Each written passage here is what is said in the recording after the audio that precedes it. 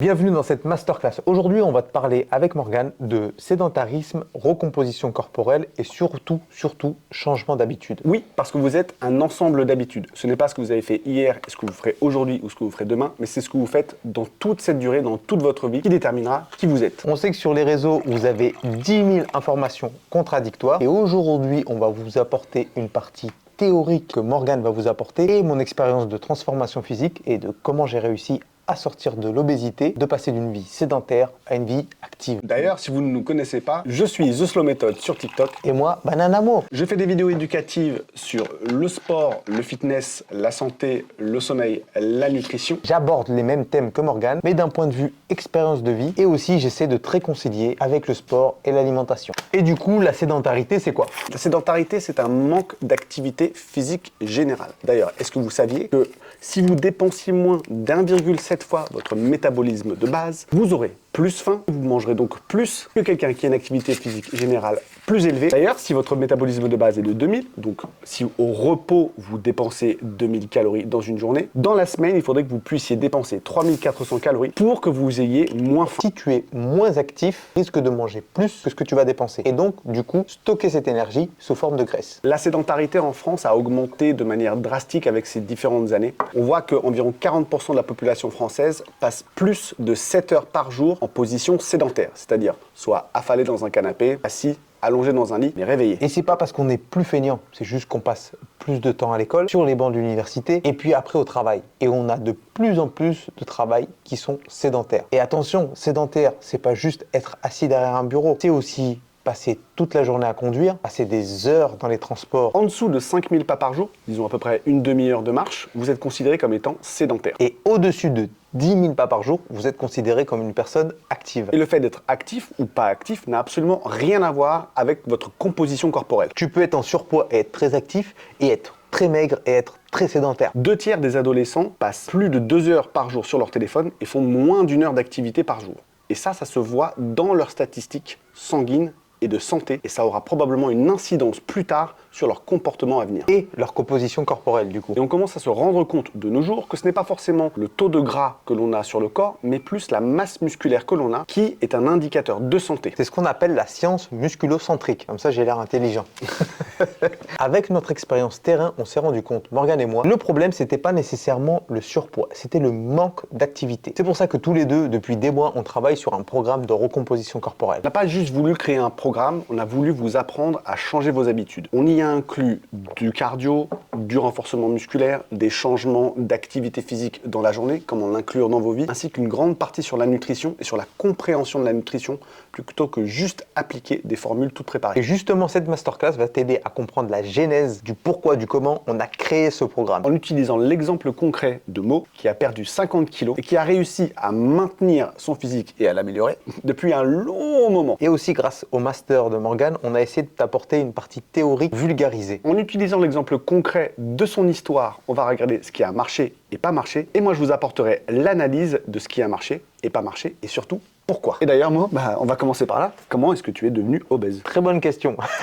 Il faut prendre ça en fait avec un peu de recul parce que tu te sens pas rentrer dans l'obésité. Tu ne sais pas que tu es obèse. Jusqu'à qu'un jour tu montes sur la balance et tu te rends compte qu'il y a un décalage. Tu ne te vois pas changer. Et en fait, ce qui s'est passé, c'est que j'ai été en surpoids pendant mon adolescence, mais rien de grave. Il faut savoir quand même que j'étais un petit gros actif. Toute mon enfance. J'ai fait du basket, j'ai fait de la boxe, j'ai fait énormément de sport étant plus jeune. J'ai commencé à réellement grossir à partir de mes 16-17 ans. J'ai commencé à aller au lycée, j'avais plus le trajet de chez moi au collège, j'allais en bus. Ma maman qui me faisait à manger, je mangeais en extérieur. Et à l'époque, c'était pas cher de manger un merguez frites. Et du coup, tous les midis, je mangeais des merguez frites. Je rentrais en transport. Toute la journée de classe, j'étais assis. Du coup, je pense avoir réduit mon activité en soi de moitié. Et puis, je pense que ça s'est empiré quand je suis passé de banlieue à Paris, où j'avais un trajet beaucoup plus long pour aller en cours, où je prenais plus de transport et j'étais quasiment toute la journée assis. Je sais pas, je devais faire, sans te mentir, moins de 2000 pas par jour. Et j'avais arrêté totalement mes activités. Mais par contre, j'ai continué à manger. Sans t'en rendre compte, tu bouges moins, tu es plus fatigué. Et du coup, quand tu es plus fatigué, tu manges plus. C'est très intéressant parce qu'on voit tout de suite qu'un changement d'habitude peut tout de suite radicalement changer une composition corporelle. Tu parles de ton trajet de bus, d'être plus assis et d'être plus fatigué aussi, parce que ça aussi c'est un changement d'habitude, il faut s'habituer à différents rythmes de vie. Et ces choses-là, on ne voit pas forcément ce qui se passe sur la balance. On a l'impression de manger la même chose, mais derrière ça, avec l'activité qui change, on prend 50 grammes par jour, 100 grammes par jour. Et ça peut aller très très vite comme ça, dans un cercle vicieux, un espèce d'effet boule de neige où moins on est actif, moins on est actif. En fait, on s'en rend pas compte. Moi, j'aime bien dire le mouvement crée le mouvement, mais l'inactivité crée l'inactivité. Ouais, c'est ça. En fait, tu es fatigué à rien faire. Ouais. Et je pense que là où j'ai basculé réellement, c'est quand j'ai commencé à habiter seul. Et quand j'ai commencé à me faire... J'ai habité seul très tôt, à la vingtaine, et j'ai commencé à me faire à manger seul. Je pense qu'à ce moment-là, j'ai développé des troubles du comportement alimentaire. Les troubles du comportement alimentaire, celles et ceux qui ne le savent pas, qu'on appelle des TCA, ce sont des comportements anormaux vis-à-vis de la nourriture. Je vais vous donner un exemple bien concret, c'est qu'à chaque fois qu'il fallait que je mange, il fallait que j'ai le ventre plein. Quand j'ouvrais un paquet de gâteaux, il fallait que je le termine. Je buvais une bouteille d'Oasis ou de Coca-Cola, il fallait que je la termine. Physiologiquement, ton estomac grandit. Ouais. Et donc, tu peux accumuler plus de bouffe. Mais comme toi, tu dois te sentir plein. Après, j'ai jamais fait d'hyperphagie, j'ai jamais eu de culpabilité. Je le faisais...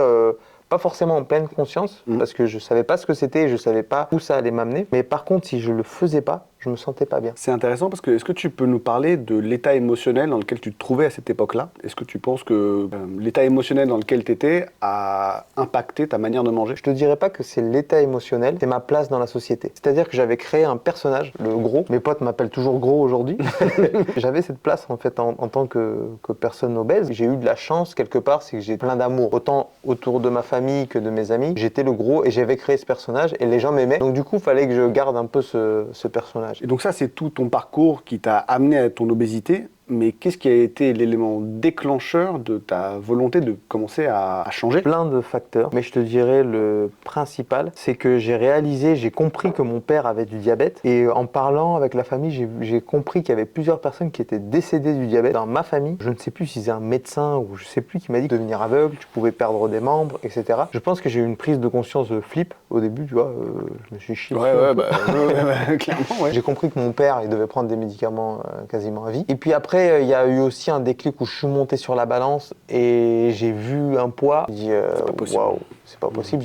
Tu crois pas. Donc tu te laisses aller encore pire. Tu veux pas y faire face. Et à un moment donné, tu commences à te mettre en action. Alors la première chose que j'ai fait, parce qu'on n'y connaît rien, et en fait on sait pas par où commencer. Et je pense que c'est ça la clé. Peut-être qu'il peut aider plusieurs personnes où commencer pour éviter de faire n'importe quoi. J'ai arrêté les sodas parce que je buvais énormément de soda et énormément de jus de fruits. Le multivitamine.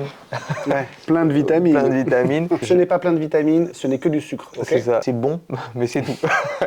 Si, ça peut être bon pour un marathon ou... Ouais, mais on y reviendra. Et donc du coup, le fait d'arrêter, en 3 semaines, j'ai perdu 10 kilos. Ouais. Alors il faut savoir que quand tu es en obésité, tu perds du poids très vite. Les gens sont impressionnés et tout ça, mais en fait, finalement, tu as de la rétention d'eau, tu as énormément d'énergie en trop. Il faut savoir qu'une bouteille de coca, je sais pas, c'est combien de calories il me semble que c'est 30 calories au 100. Pour une bouteille de 1 litre, c'est 330 calories. Voilà, déjà, tu retires 300 calories de la journée, tu bois que de l'eau. Déjà, tu as fait un déficit calorique de 300 calories. On n'est pas sûr de combien de calories ça fait une bouteille de coca, mais à peu près, si tu retires 300 calories, tu es en déficit calorique. Et donc, du coup, oui, tu vas perdre du poids. Et là, c'est là la nuance, on perd du poids. Et c'est là où nous, on veut vous emmener. Votre perte de poids, elle n'est pas si importante. Et c'est pour ça que nous, on parle de recomposition corporelle. Mais le problème, c'est que quand tu fais ça, tu rentres dans la frustration. Et le fait de rentrer dans la frustration, tu dégommes tout d'un autre côté, après. Tu perds du poids, tu es content, tu dis j'ai perdu, c'est bon, c'était pas si compliqué que ça, parce que j'ai rien fait. Ouais. Et du coup, tu vas compenser après par un autre truc et tu reprends ce poids-là que tu as perdu. Mais cette première habitude d'arrêter le coca, c'était déjà une première frustration pour toi? Ou est-ce que ça a été assez facile d'arrêter complètement les jus de fruits? Non, d'arrêter, c'était facile. En fait, tu t'en rends pas compte. Au bout d'un moment, tu as l'impression qu'il te manque un truc dans ta vie. Tu vois. Ouais, je comprends. Ouais. En fait, il y avait quand même un manque à combler qui était amené par ce sucre que tu avais. Ouais. Et c'est intéressant qu'un simple changement d'habitude comme celui-là, boire de l'eau au lieu de boire des jus de fruits, c'est magique. Ouais, c'est assez intéressant. Et j'aime bien voir les recompositions corporelles comme une accumulation en fait, de milliers de petites habitudes. Mais il faut juste commencer avec une, la maîtriser et avancer par la suite. Quoi. Et ce que j'ai fait après, du coup, on te dit de maigrir, donc il faut faire du sport. Donc j'avais réduit les quantités. Du coup, j'ai commencé à perdre petit à petit, donc je suis pas mal descendu. Et en fait, moi, dans ma perte de poids, je suis vraiment descendu par palier, donc 120, 110, 105, 100, 95, 90. Il faut savoir qu'entre 90 et 100, je faisais les navettes. Le problème, c'est oui, tu bouges plus, oui, etc. Mais tu prends pas réellement de bonnes habitudes parce que tu n'as pas compris. Tu fais en fait juste. Tu fais parce qu'on te truc et tu n'as pas de structure pour t'amener à de nouvelles habitudes. Ce que nous, on a essayé de travailler, en fait, c'est essayer de t'amener à avoir de nouvelles habitudes. Comment on l'a construit, ce programme? C'est qu'on s'est dit, si Mo, il devait reperdre 50 kilos, par où il devrait commencer? Et ce que j'aime dire, c'est que mes 40 premiers kilos, j'ai fait n'importe quoi.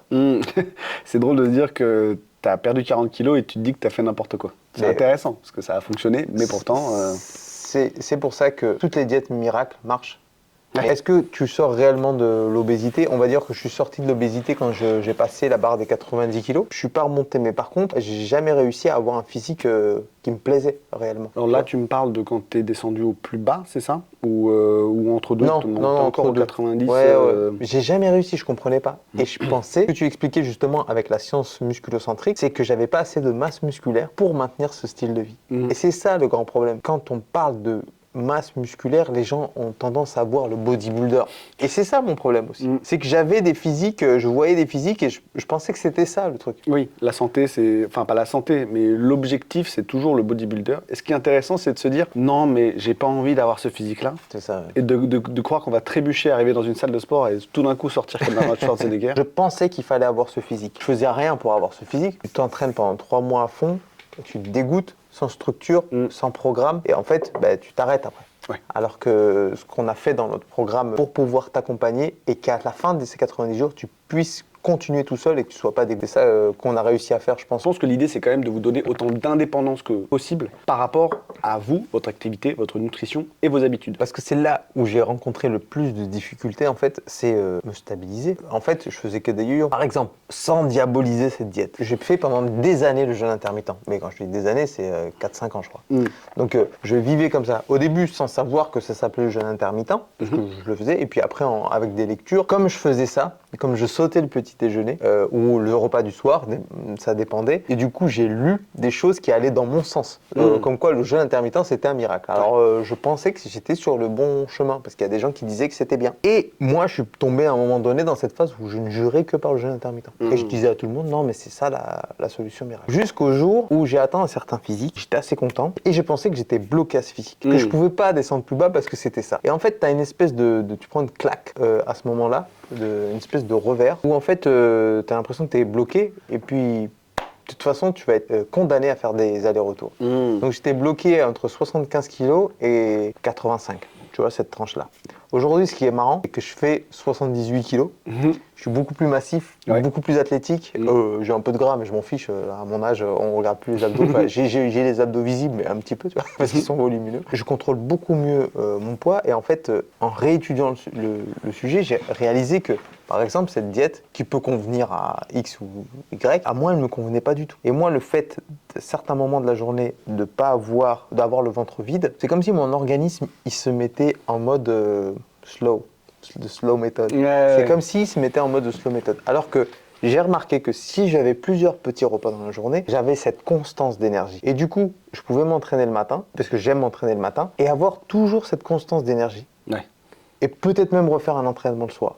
C'est là où c'est intéressant aussi de se dire qu'on recherche surtout, c'est des habitudes de vie qu'on pourra garder le plus longtemps possible et de ne pas être dans la lutte tous les jours. C'est ça. D'avoir la formule qui fonctionne pour soi. Et c'est pour ça qu'on essaye de ne pas donner une solution miracle, qu'une solution miracle, elle ne fonctionne qu'un temps donné. Et c'est le problème des régimes yo-yo. Les gens qui font des régimes yo-yo essayent tous les régimes, que ça fonctionne jusqu'à ce que ça ne fonctionne plus. Après, ils repartent. Le prochain, ça fonctionne jusqu'à ce que ça ne fonctionne plus. Etc., etc. Et moi, ce qui est marrant, c'est que j'ai tout testé dans ma vie. Alors, soit par curiosité ou soit par envie justement de changer. Et j'arrivais toujours à ce que tu disais. C'est ça, à la conclusion. Ça marche, et après ça marche plus, puis tu regrossis, etc. C'est ça. Ce qui m'a aidé à moi peut être un problème pour une autre personne. Absolument. Moi, c'était de répartir les repas sur la journée et de compter mes calories. J'arrivais mieux à gérer et j'arrivais mieux à me gérer sans rentrer dans une obsession. Les gens ils te parlent d'obsession, etc. Mais c'est moi, j'arrivais mieux à avoir une vision globale parce que j'avais besoin de ça. Après, j'ai arrêté à un moment donné. Il y en a qui n'arrivent pas à rentrer, à passer le pas et qui ça peut leur causer le problème des TCA, tu vois. Absolument. C'est vrai que l'idée de compter ses calories, c'est souvent diabolisé parce que ça peut amener à des TCA, cette option de compter absolument tout au gramme près. L'idée, c'est simplement d'avoir un outil de mesure quand on est incertain. C'est d'enlever une part d'incertitude et de mieux comprendre aussi. C'est un peu comme les roues qu'on a sur les vélos. On commence à compter ses calories pour mieux comprendre les aliments qu'on a et ensuite on voit à peu près, une fois qu'on a compté pendant une période, de dire ce qu'il me faut, c'est à peu près ça. C'est ça. Je sais que genre si je prends une poignée d'amandes, Exactement. ça fait tant de calories. Maintenant, je sais que ce qu'il me faut, c'est à peu près ça, avec une banane, peut-être un yaourt, et ça, c'est bon pour mon goûter. Et moi, j'avais un problème, c'est que, en fait, sans m'en rendre compte, tu manges plus. Et le fait de compter, ça te cadre, en fait. Et en fait, il y a certaines personnes, dont moi, qui ont besoin de ce cadre. C'est-à-dire, tu vas manger un carré de chocolat. Ouais. Bon, j'en mange 2, tu vois. Bon, c'est pas très grave. Bon, j'en mange 3, c'est pas très grave, ça va pas changer grand-chose. Et en fait, on se rend compte que 3 carrés de chocolat le matin, plus 3 trucs, plus 3, ça change finalement. Oui. Et du coup, tu réduis un peu les quantités, peut-être aussi pour pouvoir gérer à manger plus à d'autres moments de la journée. Si tu préfères manger plus le soir, tu te dis j'ai pas tellement faim à midi, je vais peut-être manger ça, ou je vais me faire une collation, puis toi manger. Et introduire les collations, par exemple, tu vois, ça m'a beaucoup aidé. Ouais, de pouvoir. Les collations, ça m'a changé la vie parce que je faisais pas ça. Déjà, je mangeais pas ni le matin, soit le soir. Ce déclic-là, c'est ma femme qui me l'a eu de manger. Elle m'a dit mais pourquoi en fait tu manges pas le soir? Parce qu'en fait, on s'est mis ensemble et tout ça, et puis elle avait l'habitude que je mangeais pas le soir. Puis elle m'a posé la question. Et ça m'a fait me remettre en question en fait. Après, j'ai remangé le soir et j'ai arrêté de manger le matin. Mais il y avait toujours cette question-là, pourquoi je fais ça? Est-ce que c'est ça qui me convient? Est-ce que c'est... Et puis finalement, j'ai commencé à remanger le matin. J'ai vu qu'il y avait des choses qui allaient mieux. Et quand j'ai compté mes calories, j'ai vu que j'avais encore de la place. Du coup, j'ai introduit les collations. Et quand j'ai introduit les collations, genre je m'entraîne le matin, petit-déj, moi, je m'entraîne et puis après je prends une collation. Et quand j'ai introduit ça, ça a changé du tout au tout. Ce qui est marrant, c'est que tu manges plus, tu te dépenses plus. Donc du coup, tu es moins fatigué. On va parler un peu du métabolisme. Les gens qui te disent métabolisme lent. Non, c'est pas un métabolisme lent, c'est que tu as une adaptation métabolique en fait. Oui. Par rapport à ce que tu donnes comme énergie, lui, il va se dépenser un nombre d'énergie. Et ce que tu disais par rapport au cerveau et au cœur, etc., tu peux nous l'expliquer ça? Oui, parce qu'à un moment donné, si tu descends tes calories trop basses, tout le monde se dit « Ah, mais mon métabolisme est plus lent ». Mais en fait, c'est simplement qu'un muscle, ça coûte cher. Le reste du corps, ça coûte cher. Mais ce qu'il te faut pour vivre, en fait, c'est tes poumons, ton cœur, que ça tourne et faire survivre ton cerveau. Donc à un moment donné, s'il doit sacrifier quelque chose, il sacrifiera toi en train de bouger pour que ton cœur puisse continuer à battre, pour que ton poumon puisse fonctionner. En fait, c'est juste qu'il s'adapte pour que tu survives le mieux possible. En fait, il y a certaines personnes qui parlent du mode famine, mais c'est pas un mode famine du tout. C'est juste une adaptation en fait. Ton organisme s'adapte à ce que tu lui donnes en tant que nourriture. En fait, moi j'aime bien le voir en niveau d'énergie. Tu sais comme quand tu fais un combat là, sur un truc, j'aime bien voir le niveau d'énergie. Si t'es full, en fait, il n'a pas besoin de... T'as de l'énergie, donc du coup, tu peux te dépenser. Il a de l'énergie pour le cœur, le cerveau, les muscles. Il va continuer. Et en fait, c'est pour ça que c'est paradoxal pour les gens. Je sais que les gens ne comprennent pas, mais il faut manger plus pour gagner en muscle et pour pouvoir utiliser ces réserves d'énergie qu'on a stockées sous forme de graisse. C'est ça. Il y a un équilibre à trouver entre avoir suffisamment d'énergie, mais ne pas en avoir trop pour dépasser en fait le nombre de calories et de les stocker. Parce que pour en revenir en fait au sédentarisme, l'idée c'est quand même de ne pas faire de l'activité et de moins se nourrir et de devenir sédentaire parce que tu n'as plus assez d'énergie pour bouger dans la journée en fait. C'est ça qu'il faut comprendre en fait, c'est que plus tu vas apporter d'énergie, plus tu vas pouvoir être actif. Parce que les gens qui n'arrivent pas à marcher plus ou qui n'arrivent pas à sortir, faire une activité après le travail, etc., c'est qu'ils n'ont pas suffisamment d'énergie. Et on parle, et moi je me bats contre ça, et je l'ai vu beaucoup en consultation, les gens avec eux-mêmes, ils sont très durs. Ils se disent « je suis feignant ». En fait, ils ne sont pas feignants, c'est juste qu'ils n'apportent pas les bons nutriments, ils ne mangent pas suffisamment, et bien souvent, ils ont fait énormément d'erreurs et se retrouvent en dénutrition. On va parler des protéines tout à l'heure, mais on a parlé des macros, on pourrait parler des micronutriments, vitamines, minéraux. Le fait de manger peu, en fait, ça te tue. Complètement. Parce que les vitamines, il faut savoir, pour que vous le sachiez, les vitamines, c'est des éléments qu'on ne sait pas produire. Les vitamines et les minéraux, ainsi que certains acides gras que vous connaissez, les oméga 3, oméga 6, il faut les apporter de l'extérieur, ainsi que certains acides aminés qui sont dans les protéines. Et tout ça, si vous ne mangez pas assez, votre corps ne peut pas fonctionner correctement. Donc c'est important d'avoir une alimentation, qu'on va dire, équilibrée, donc avec un petit peu de tout, pour pouvoir apporter ces éléments à l'extérieur, mais en quantité suffisante pour avoir de l'énergie et fonctionner correctement. Et du coup, toi, avec ton évolution, est-ce que tu te rappelles de comment ton alimentation a évolué avec ta composition corporelle? Ouais, alors j'ai dû étudier la nutrition. On n'est pas obligé d'étudier la nutrition, mais en fait c'est tellement passionnant le corps humain. Et quand tu comprends que ça bouge par rapport à ce que tu manges et par rapport à comment tu bouges, etc., tu t'investis beaucoup. Je me suis beaucoup investi là-dedans. Et tu comprends que tu manges pas suffisamment de protéines. J'ai passé une phase végétarien sans problème, sans problème. Après ma recomposition corporelle justement, j'ai passé une phase végétarien. Ça n'a pas eu d'impact réel sur mon physique. Mais je mangeais pas suffisamment de fibres, ça c'est une évidence. Je mangeais beaucoup de fruits, c'est vrai, mais on sait très bien que dans tout ce qui est vert, en gros, on retrouve énormément de très bonnes choses. Quand tu apportes plus de fibres, tu vas nourrir ton microbiote de bonnes bactéries. Et je crois que là aussi, il y a un changement qui s'opère au niveau de l'énergie, de l'humeur, de plein de choses, parce qu'on dit que tu sais, c'est ton deuxième cerveau, et surtout de ta satiété, et du coup sur tes hormones. Et comme on sait qu'on est hormones, notre humeur, notre santé, etc., tout est lié aux hormones et à nos glandes thyroïdiennes et toutes les glandes qui nous sécrètent des hormones. Et en fait, le fait de manger mieux et varié, oméga 3, plus de protéines, plus de fibres, apporter plus de minéraux, vitamines, on se met à manger plus de légumes. On délaisse certains aliments, mais on se met quand même à manger plus de légumes. Et on a l'impression mais non, mais en fait, peut-être que ton organisme avait besoin de minéraux, vitamines, tout simplement en fait, et que tu faisais n'importe quoi parce que tu mangeais, on va dire entre guillemets, n'importe comment. D'accord, donc c'est un effort conscient. Et est-ce que avec l'activité physique, et tu nous parlais tout à l'heure de vouloir transformer ton physique, est-ce que tu as réfléchi à la quantité de protéines que tu mangeais par rapport à ton activité physique? Pas tout de suite, en fait. C'est juste quand j'ai commencé à essayer de comprendre pourquoi les personnes très très minces qui avaient du mal à prendre en masse, pourquoi elles n'arrivaient pas à gagner en masse musculaire. Et j'ai fait le constat que elles mangeaient pas suffisamment. Elles mangeaient pas suffisamment déjà de premier abord. Ils te disent qu'ils mangent beaucoup, non, ils mangent pas beaucoup. Et deuxièmement, ils mangent pas suffisamment de protéines. Et je me suis posé la question, moi dans mon alimentation, si j'ai augmenté les protéines, qu'est-ce que ça ferait? Et j'ai augmenté les protéines. J'ai eu des résultats spectaculaires. Alors déjà, première chose que tu peux ressentir quand tu manges plus de protéines, c'est un sentiment de satiété beaucoup plus fort, rajouté aux fibres, etc. Et le changement physique sur du moyen terme, pas du court terme, sur du moyen terme, il y a un changement spectaculaire.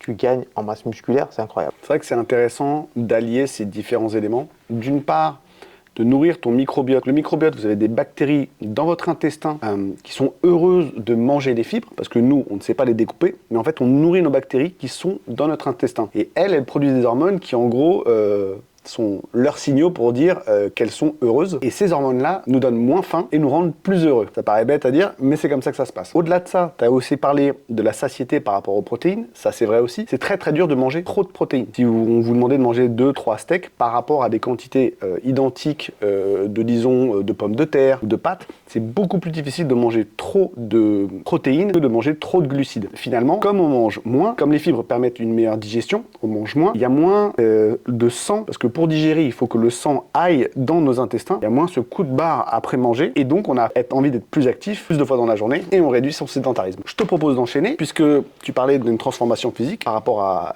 l'augmentation de tes protéines et ce que ça t'a apporté. Mais est-ce que ton activité physique, elle a changé avec le temps aussi? Alors, ce qu'il faut savoir, c'est que je me suis passionné pour la course à pied en tant qu'amateur total. Mon père m'y a fait goûter et puis j'ai commencé à courir de plus en plus. Et en fait, le problème de la course à pied, c'est que c'est très énergivore. Alors, quand tu vas faire ta séance le matin, à midi ou le soir, t'es KO. On prend l'exemple d'une personne qui court le matin, c'est très difficile après de bouger pendant le reste de la journée, parce que si tu fais une grosse séance de fractionné, si tu prépares un marathon ou que tu as des séances très longues le dimanche, tu vois, etc., le lundi, c'est très compliqué, t'es fatigué, surtout quand tu commences et que t'as pas l'habitude. En fait, le problème avec l'activité physique en soi, c'est peut-être pour ça que entrer, c'est peut-être pas la meilleure des solutions. Commencer à faire une grosse activité physique parce que t'as plus d'énergie pour avoir de bonnes habitudes, pour pouvoir devenir une personne active. Et c'est pour ça que dans notre programme, nous, ce qu'on a fait, c'est que de faire un programme pour les novices ou les débutants intermédiaires, de faire des programmes progressifs, pas d'entrée de jeu, te crever pour pas que tu puisses te bouger. Parce que l'idée où j'ai compris très vite, c'est que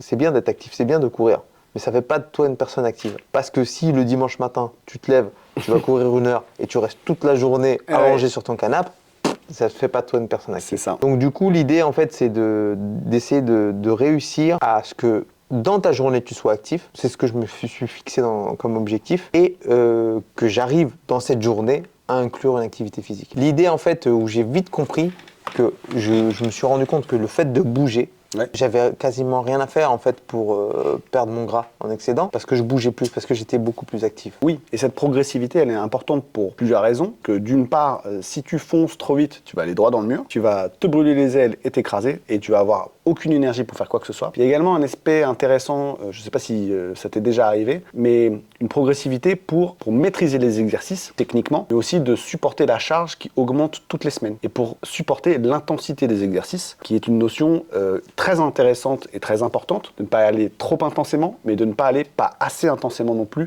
quand on fait des exercices. Ouais, en fait, c'est un piège. Tu te crées un piège tout seul, en fait, où tu vas te frustrer, comme avec l'alimentation. Mais c'est un peu un truc inverse où tu vas trop en faire. Et en fait, tu vas faire ça 3 mois. Et c'est comme si, j'ai remarqué que c'était des cycles de 3 mois, en fait, où pendant 3 mois, tu donnes tout. Au lieu de faire 3 mois d'adaptation et après partir là où là, t'es prêt, non, tu fais 3 mois à fond et puis après, tu fais plus rien. Et après, tu t'arrêtes. Donc, c'est pour ça que moi, je le vois un peu comme un piège, le sport. Les gens qui attaquent tout de suite avec le sport. Oui. Bien souvent, ça peut fonctionner peut-être pour une personne qui a pris 5-10 kilos, là, tu vois, elle s'est laissée aller. Peut-être ça peut fonctionner pour cette personne-là parce que, voilà, elle a été déjà sportive, etc. Moi, je l'ai vu, j'ai fait une expérience où j'ai pris du poids, etc. Ça va, tu peux reprendre fort. Le seul problème, c'est que j'ai eu des tendinites. Ça, c'est un truc, mais bon, en fait, ça va, t'y arrives. Mais quand tu es une personne sédentaire, tu peux pas te permettre de le faire. Et tu peux pas te fier à ce qu'on voit sur les réseaux, no pain, no gain, pousser, fort. Non, tu as une période d'adaptation en fait. Je crois que le grand piège aussi avec le fait de partir fort, quand je disais se brûler les ailes, c'est un petit peu la blessure qui est et l'éviter comme la peste parce que si vous arrivez à faire quelque chose, vous vous blessez, vous bougez moins, vous allez vous frustrer, vous aurez du mal à reprendre, vous voudrez reprendre là où vous êtes arrêté, non, il faudra repartir de moins loin, etc. Et c'est pour ça que la progressivité dans nos programmes, elle est pensée, et elle est pensée dans la globalité de ce qu'on fait. Donc, à la fois l'augmentation de la marche, à la fois faire attention à ce qu'on mange, et également avec les exercices qui sont inclus. C'est ça. Mais j'aime bien ton profil parce que tu parlais de course à pied, de ta passion pour la course à pied, mais je te vois aussi faire beaucoup de ce qu'on appelle calisthénie, tu sais, les tractions, les dips, les choses lestées comme ça. Puis bah, tu as une masse musculaire que tu as développée. Donc comment tu t'es décidé de faire les deux en même temps? Pourquoi Parce que justement, j'ai compris là, ce principe de personnes qui essaient de chercher à gagner du muscle, essayer d'étudier un peu le sujet. Et puis après, je me suis mis, moi, tout seul à faire de la musculation au poids du corps exclusivement. Et j'ai vu des changements sur mon corps et tu y prends goût. Et du coup, je pense que toi aussi, tu es un peu pareil. Je suis devenu hybride en fait, où j'aime le cardio. Alors vraiment, j'aime beaucoup le cardio. J'aime sentir mon cœur dans des fractionnés. J'aime mon souffle, c'est dur, etc. J'aime sentir l'acide lactique dans mes jambes, etc. Mais j'aime aussi le fait de soulever du poids. Maintenant, je fais du street lifting.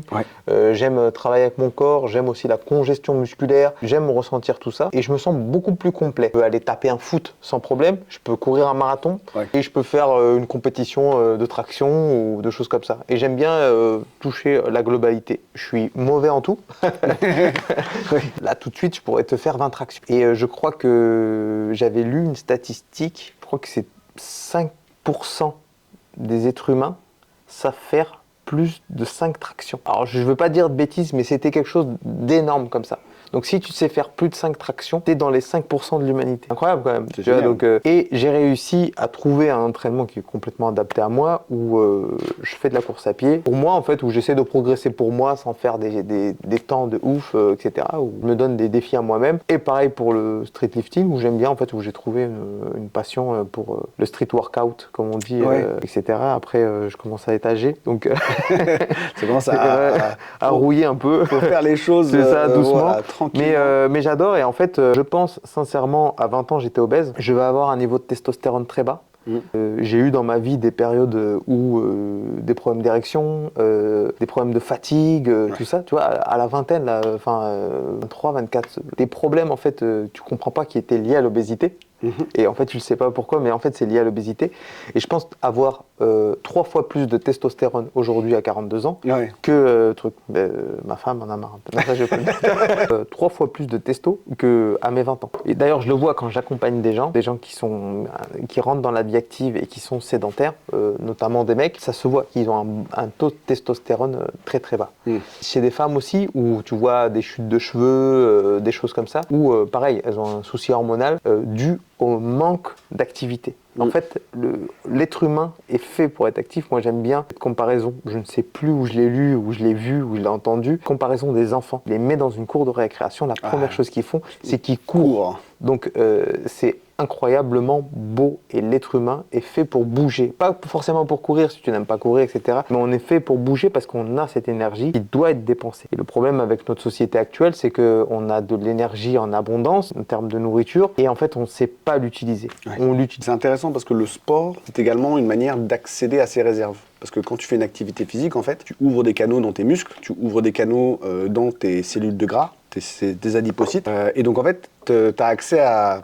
J'aimais bien l'idée de... Imagine, tu as un compte en banque et en fait, tu n'as pas accès parce que tu n'as pas les codes. En fait, l'activité physique te permet d'aller accéder à ses réserves. Et comme ton corps se rend compte qu'il a ses réserves, il a moins faim aussi. Parce qu'il commence à se dire, mince, mais en fait, j'avais de l'argent stocké ici, j'avais un petit truc par ici, par ça, par là. Et j'aime bien aussi cette idée que l'activité physique, ça permet d'avoir une espèce de réserve de santé, une réserve d'énergie. Là, tu disais, là, je pourrais claquer un foot, là, je pourrais faire un machin. Quelqu'un qui n'a pas cette conscience, si on lui propose un foot, si on lui propose quelque chose, bah, il ne se dira pas « ouais, je vais y aller ». Tu vois. Et c'est vrai que le fait d'avoir cette activité physique en plus te donne envie de faire plus d'activité physique. Et donc, tout de nouvelles opportunités. Le mouvement crée le mouvement. Le mouvement crée le mouvement, c'est ça. Et c'est pour ça que dans tous nos programmes, on a inclus une part d'entraînement cardio, justement pour pouvoir avoir une meilleure santé cardiovasculaire, pouvoir monter des escaliers plus facilement, pouvoir taper un foot si on a envie d'aller taper un foot, pouvoir jouer avec ses enfants qui s'ils veulent jouer au foot ou à la bagarre, aller faire une randonnée avec des amis sans aucun problème, sans se poser la question est-ce que je vais arriver jusqu'au bout ou pas. Le fait d'avoir cette réserve cardio, ce cœur qui est en activité, bah, ça te permet d'être beaucoup plus actif et de sortir de la sédentarité. Et bon, on arrive un peu au bout de ton histoire, que ce soit en nutrition ou en activité physique. Et du coup, c'est quoi la clé pour toi du... Alors, si je devais... Bon, il y a plusieurs aspects, mais s'il y a une seule chose que je devais retenir ou je devrais conseiller, c'est la régularité, la constance. En fait, le fait d'être constant, régulier, tout ce que tu veux, ça te permet de créer de nouvelles habitudes. Et tu vas par tranche, en fait. Et vaut mieux y aller petit à petit. Tu fais des petits changements petit à petit. Et à partir d'un moment donné, que tu as entrepris ce qui pouvait paraître difficile au début, bah en fait finalement tu l'as pris comme habitude et si tu le fais pas tu te sens bizarre parce que tu l'as pas fait. C'est comme se laver les dents le matin. Donc c'est pour ça que c'est important de... Moi, je pense qu'au début, avoir un cadre, suivre un programme, etc., c'est pas mal parce que ça t'aide. Ce qui m'a beaucoup aidé, c'est de noter ce que je faisais. Je notais un peu ce que je faisais, etc., ce que j'avais mangé, etc. Comme ça, je pouvais avoir une base de référence. Et le fait d'être régulier, de toujours faire la même chose, bah, ça m'a permis d'avoir un style de vie et de garder ce style de vie et de m'améliorer en fait à chaque fois. Ce qui est intéressant, bah, on revient à ce qu'on disait au début, c'est que la personne que tu es aujourd'hui, c'est un ensemble d'habitudes. Et en fait, il faut avoir mis en place des habitudes que l'on peut maintenir jusqu'à la fin de sa vie pour pouvoir maintenir le corps, enfin en tout cas la composition corporelle qu'on désire. Et on ne veut pas tous forcément faire les mêmes choses. Et c'est pour ça qu'on a voulu inclure un programme en poids de corps, un programme avec un kettlebell ou des élastiques, un programme pour la salle de sport, ainsi qu'un programme pour les gens qui aiment ça, en HIIT, du High Intensity Interval Training, donc de l'entraînement fractionné à la maison. Et en parallèle de ça, on a rajouté le cardio, donc la course à pied, le vélo, et le HIIT, comme c'est un petit peu hybride entre renforcement musculaire, on peut également le mettre en place. C'est ça, en fait, dans chaque programme, en fait, on a créé un plan, un guide de comment changer tes habitudes. Parce qu'il y a justement 3 niveaux, novice, débutant et débutant avancé. Donc si vous commencez le programme au niveau novice, on ne vous abandonne pas, vous pouvez passer au niveau suivant, peu importe l'activité que vous avez choisie, et elle sera jumelable avec l'activité cardio que vous aurez choisie également. C'est vraiment un programme qu'on a travaillé sur plusieurs mois, avec une bibliothèque de vidéos où on te montre comment réaliser les mouvements, avec des vidéos, des entraînements spécifiques. Ton échauffement général, ton échauffement spécifique, et bien sûr, une séance de stretching. Si vous avez des questions, n'hésitez pas à nous les poser en commentaire, nous envoyer des questions par mail ou en DM sur tous nos réseaux sociaux. Instagram, TikTok, YouTube, Facebook, Messenger. Dailymotion. J'ai Dailymotion en plus. Quand j'ai mis une vidéo dessus, j'ai fait... j'ai raté, j'ai fait, il y en a trop.